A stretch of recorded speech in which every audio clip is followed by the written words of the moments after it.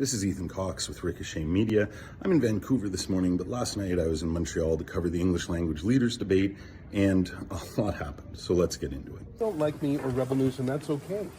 But what I don't like, Ezra, is you preventing us from being able to ask questions on behalf of the public. How have I done that? You created a circus here before What this circus? debate started. Questions that you don't created like? a security incident. What you incident created was a that? security incident before this talking debate about? started. I know from reporting from David Cochrane with the CBC that before the debate had even started, Ezra Levant and some of his associates with Rebel News tried to crash the CBC's live broadcast. You know, which is something journalists do to other journalists, I guess. And that forced the CBC to go off air.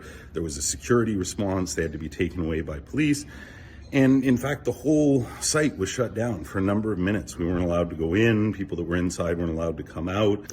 And then we found out towards the end of the debate, word started to spread in the media room that the Q&A session had been canceled. Like this, I can't think of, I don't think, has this ever happened at a federal debate that like people are just pulled out by the cops, there's no questions, like what the fuck? And so because of these sort of theatrics by the Rebel gang, the public were deprived of an opportunity to get those answers. And they call themselves independent media outlets, and they say that the independent media are being censored. Well, I help to run an independent media outlet that does real journalism every day.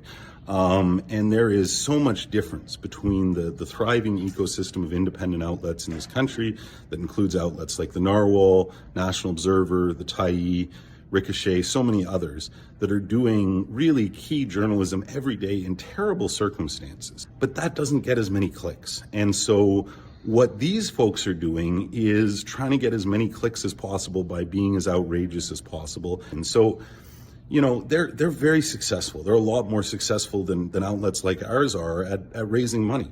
And I hope if this incident does anything, it encourages, it lights a fire under people that care about actual journalism, that care about real reporting in this country, to donate to real independent outlets that are doing real journalism every day in the trenches. And that's not Rebel News.